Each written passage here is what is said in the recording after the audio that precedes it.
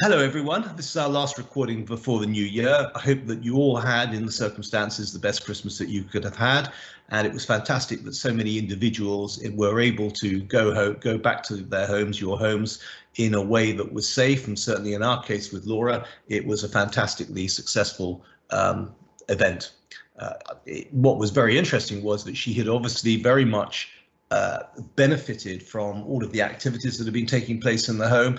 And whilst obviously we're always focused on sort of the wider community, the fact is that when individuals are in their own homes and doing all of the structured activities that we carried out with activity packs and so on, does seem to have had a very significant effect.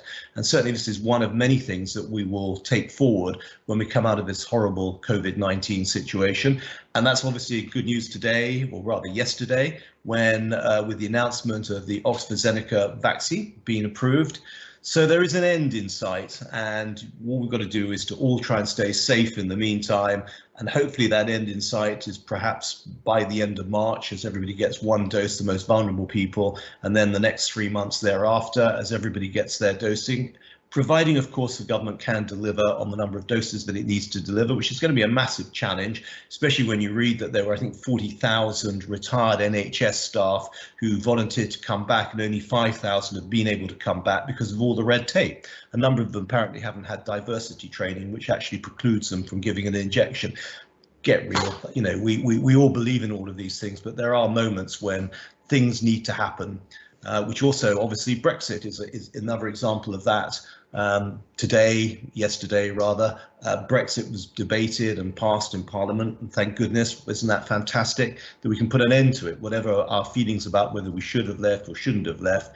I think there was a very fundamental point around sovereignty, and sovereignty is just this idea that you can control your destiny.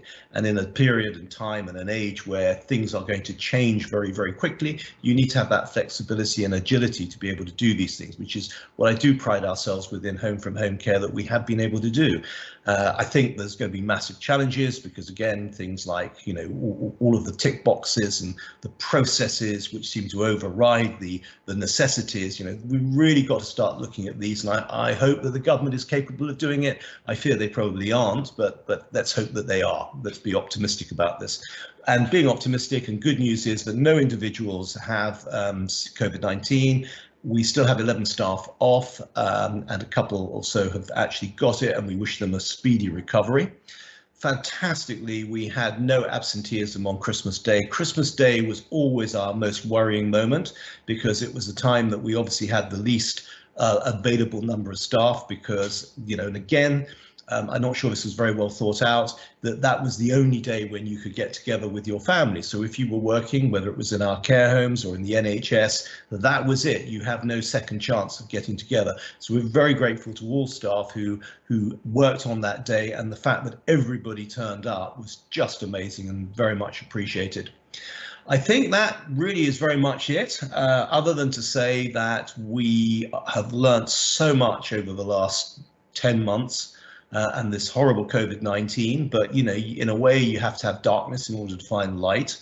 And I think the light we have found is in many different areas, in ourselves, as a fantastic one team working, and all of the things that we planned for, I think have really come into fruition. And I think next year, 2021, is going to be a year where, as COVID hopefully disappears, we hold on to all of those great things that we've learned, and we start to sort of lay the foundations for the new sort of fantastic future that I'm sure will lie ahead for all of us. So on that happy note, I'd like to wish you all a happy new year and look forward to communicating with you thereafter. All the very best.